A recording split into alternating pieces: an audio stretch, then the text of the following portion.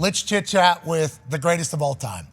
Ladies and gentlemen, it has been an honor these first few weeks to get to have this conversation with this particular man, because this season for his team has certainly been one that the people have been chatting about. Oh, yeah. This past weekend, they were going to be exposed by Lane Kiffin. They were going to go in there and lose to Ole Miss, and all of a sudden this season was going to be dead. Multiple score win. Ladies and gentlemen, the greatest college football coach of all time, 7-time national champion, Nick Saban. What's up, man? How we doing today? Coach, you were supposed to lose. Your team was going to get exposed, and this was going to be the worst year of your life as a head coach at Alabama. That was kind of the chatter going into last week. Did you hear that? And what were your thoughts of the game, Coach? Yeah, I hear everything. I hear pretty much everything everybody else hears, but try to stay focused on what's in front of you. And, I think there were a lot of lessons to be learned in, last week's game. First half, we really lost 7-6 and shot ourselves in the foot numerous times. And second half, we played a lot better and, won like 18-3. So I think, you ask players, okay, when it worked, why did it work? And when it didn't work, why didn't it work? So you can learn a lot from that and hopefully improve from that. And that's really what our focus is. But, the outside noise doesn't really affect me. I don't, sometimes they say a lot of good stuff. I don't let that affect me. And sometimes they say a lot of bad stuff, and I don't let that affect me. So try to focus on what's in front of you. Well, I love the fact that you get incredibly uncomfortable when we go, like, hey, you're the greatest of all time. Yeah, you are. Like, you get so uncomfortable. Whenever I did it on the stage down there at Tuscaloosa, I felt you starting to be like, just stop. Stop doing what you're doing. And I appreciate that. That type of humility is what drives you to your success. And you said you try to keep the outside noise out. This past weekend in college football, the outside noise was the discussion. I don't know if you got a chance to hear about this. Ryan Day called out 86-year-old Lou Holtz immediately after the game because Lou Holtz on our show, talking to an impersonator of Lou Holtz at this exact time, said that the Ohio State team has been out-toughed by Alabama, in Georgia, in Michigan.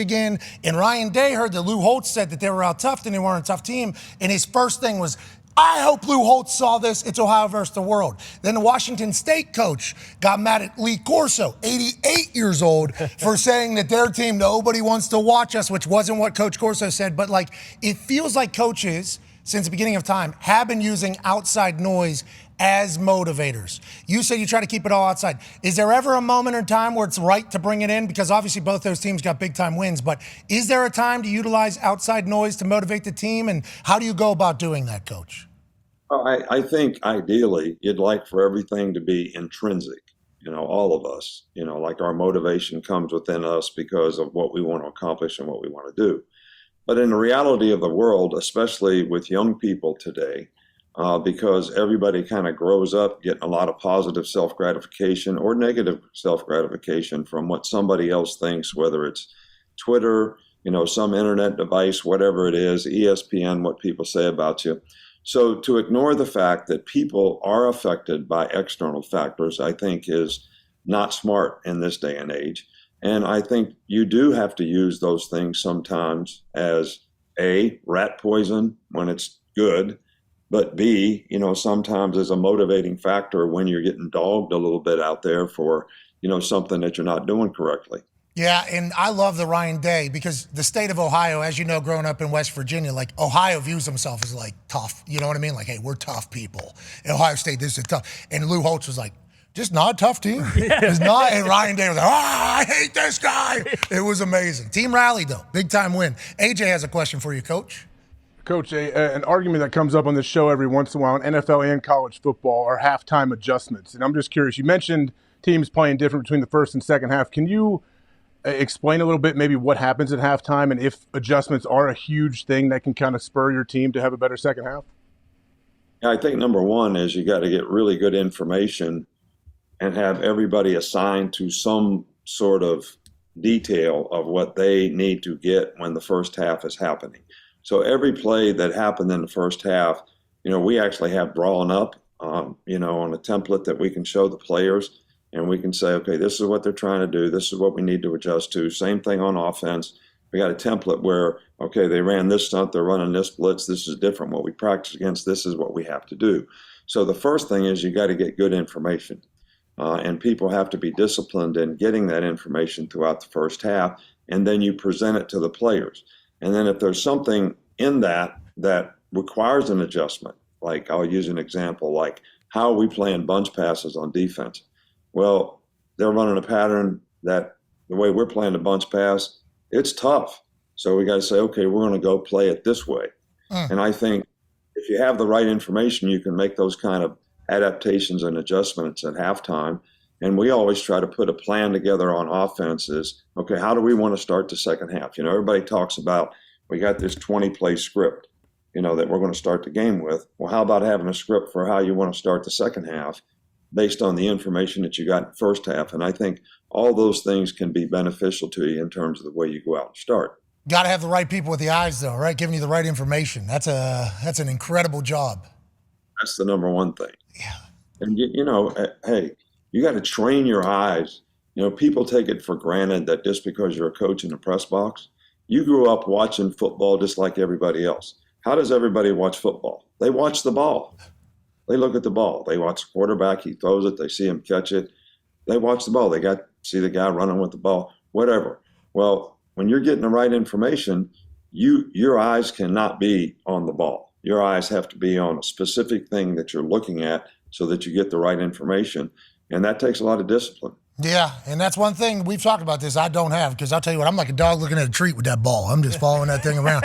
You know, they got other stuff happening behind the scenes, I'm sure. That's about halftime conversations. Let's talk about pregame conversations. Ty has a question for you. Yeah, Coach, another big talking point in the college football landscape this week was Dan Lanning before the Oregon-Colorado game, and the ESPN cameras in there got him. And a lot of people, you know, were up in arms saying, oh, he's being disrespectful or this or that, when in reality I think he's just kind of trying to motivate his guys and knowing exactly what he needs to say to get them ready to play a big game.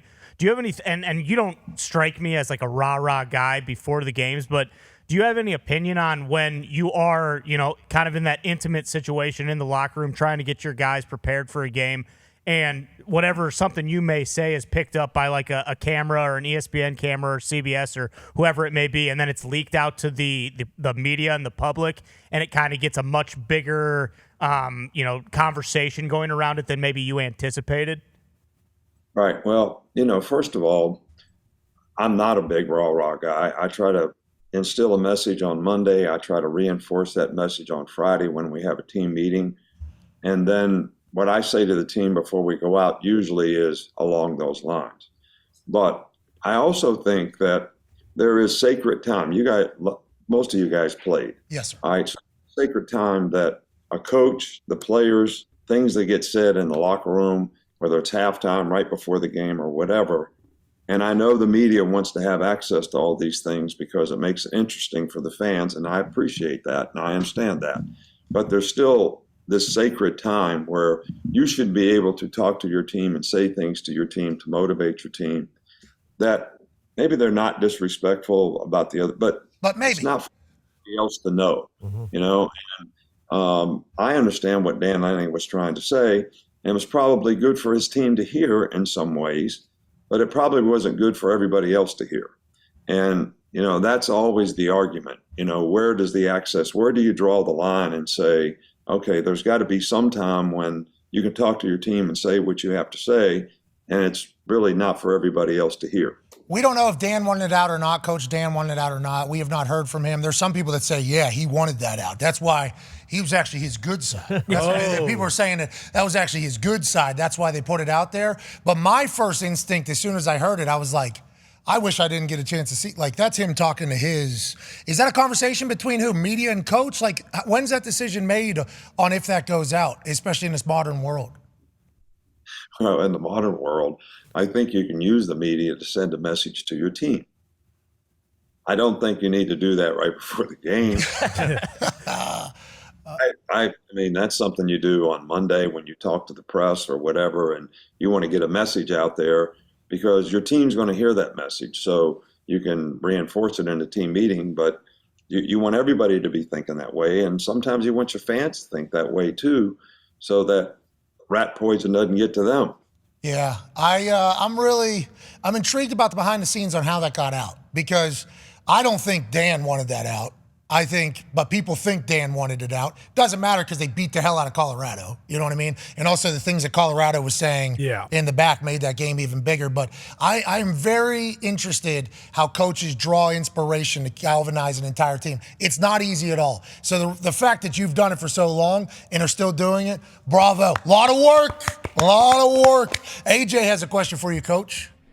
Coach, you mentioned you try to give your team a message on Monday and then reinforce it on Friday. How do you come up with these messages? Do you plan these in the offseason, or just come up like week by week when you see, hey, this is what we need to focus on? Well, I actually use other people to try to stimulate my thoughts as to, what I should or shouldn't say and how I should say it. And I have a sports psychologist, a sports psychiatrist that I talk to probably 2 or 3 times a week. And between us, between the circumstance that you're in, the team that you're playing, the outside noise that most people are hearing, including your team, you try to come up with a message that is a positive one to help them move forward. So I don't try to invent all this stuff on my own. Now, but, we had like 14 speakers in fall camp, and a lot of them were inspirational speakers.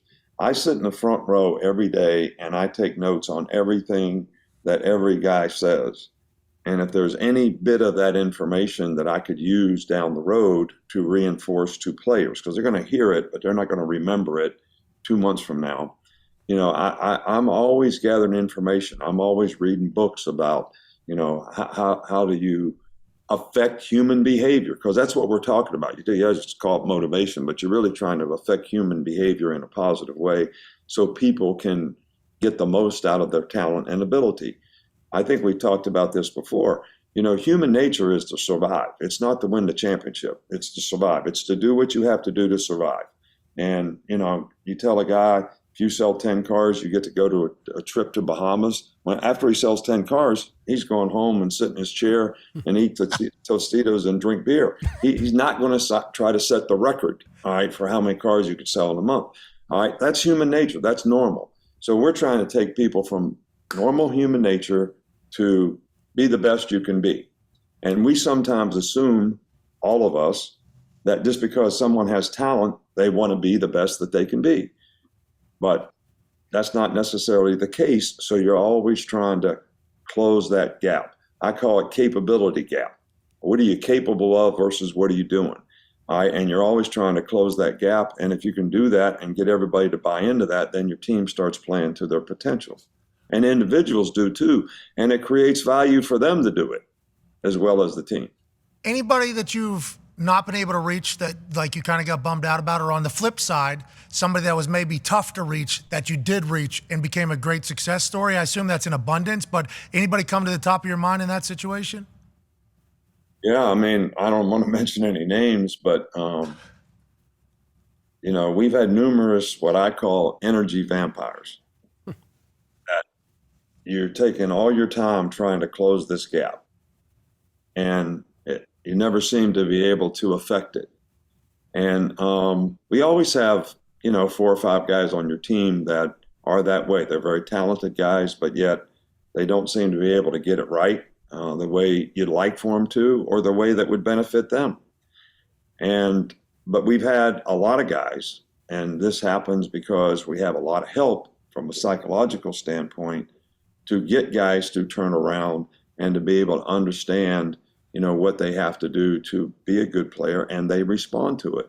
And, I don't want to mention any names, but we've had quite a few guys. And I think one of the things that have helped us be successful through the years is the ability to get those kind of guys to play well and to be consistent and develop the kind of competitive character that you need to, be a consistently good player.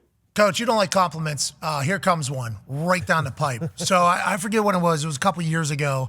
You and I had not met each other yet. I knew a lot about you. You had not known that I existed, but that's because you had been at the top of the world, and I was a punter in Indianapolis that had been arrested for public intoxication and wears a tank top. But I saw you do a press conference after one of your players got arrested for something. okay? And you said, what am I supposed to do? Throw this guy back to the streets? Is that what you want me to do? Do you want to, or maybe do you want to give us a chance to teach this human how to be a productive member of society? It was like, I don't know how many coaches would take a stand like that for their player. And as soon as I saw it, I thought to myself, that's the realest mother, that I have ever seen in my life. And I think all of us appreciate that in your dedication to making people better. And on the psychology side of this thing, what do you think you learned from Milroe this past weekend after what happened at UCF whenever he didn't play, or USF, I'm sorry. Was it USF? USF. Yeah. USF, you had that rain. You looked so cool in that rain. I think I told you that last week. So after USF, you played Buckner and the other guy. Simpson, the other guy. And then Milroe becomes the starter the next week. We ask you about it, and you say Michael Jordan, when he went into the Hall of Fame, brought the coach that benched him, brought his college coach, brought his NBA coach, and that's who he had with him. And you said you were excited to see how Milroe responded. I think he completed like 80% of his passes, had one interception, obviously can't happen, get a big-time win. What did you learn from him through that entire process? Maybe from a psychology standpoint that makes you say, hey, yeah, we got a guy now with Milroe. Yeah, well, let me make a comment about the first thing you talked about. Okay. I think that the media and a lot of folks out there think that discipline is punishment. Discipline is doing something to somebody that will change their behavior to help them be more successful. So it's no different than raising kids, all right? So you want your kids to do a certain thing, all right?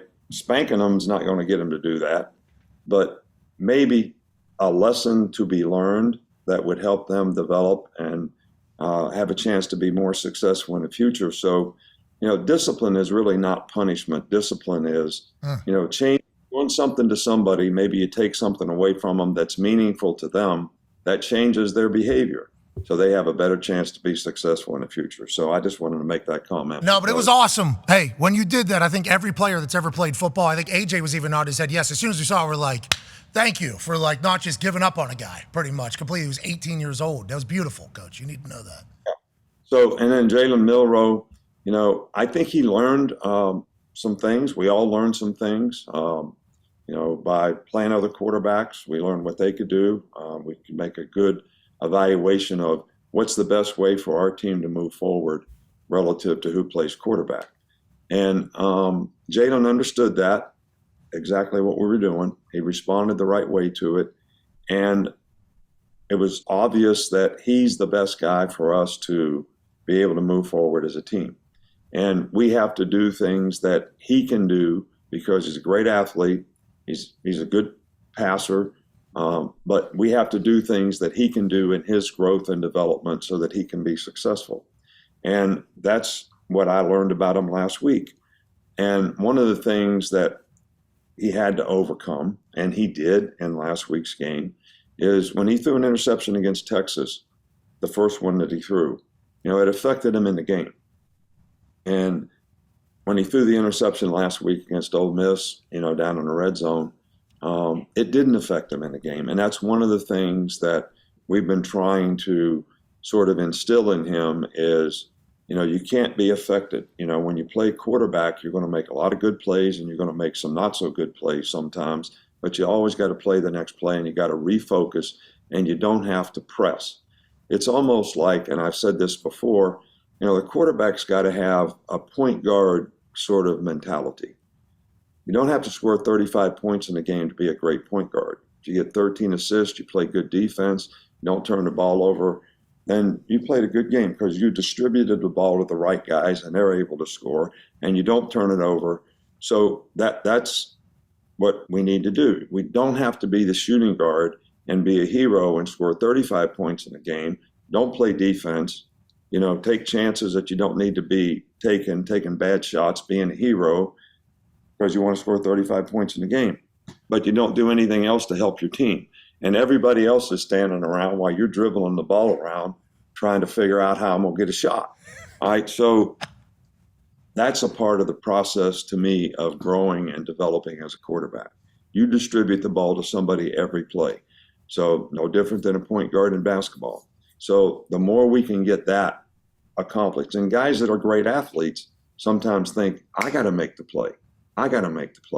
No, you don't have to make the play. You got to distribute the ball so that everybody can make plays, and you're going to have plenty of opportunity to make plays. Okay. Well, I'm happy you learned that. That's an incredible – I love the thought of you going, and everybody else is just looking at you. I need a shot. I need a shot. I need to get the damn ball here. Little pickup talk there about football this weekend. You're trying to knock out the entire egg. What's that? Basketball all the time. Some of these guys dribble the ball across half court. I'm not mentioning any names. The other standing around, all right, and the guy's dribbling trying to get a shot, and they're standing around. So you're not playing any team ball. You're sick of it. Yeah, let's get the ball around. Yeah. Let's move a little bit. Pass it. I love that is your theory and what you're teaching to Milroe, because I think Milroe's probably been the best athlete on any field he's ever played in any sport since he was a kid. It's like, hey, we need you to do everything. Now it's like, hey, Bub, we need you to kind of get rid of that, even though that's a good mentality to have, and make the entire team better. Going into Mississippi State this weekend, try and knock off the entire Egg Bowl in back-to-back weeks. Ole Miss down Mississippi State. A lot of cowbells, Coach. Going to be loud. Mm-hmm. What's the messaging to the team this weekend? Well, first of all, what I said in the beginning, we have to build on the fact that we have to get better execution on a more consistent basis. And this team is a pressure team. On defense, they're pressuring all the time. They blitz all the time. They've got a lot of different looks. They do a lot of different things. So execution becomes even more important because they're going to try to give you bad plays. You got to minimize that.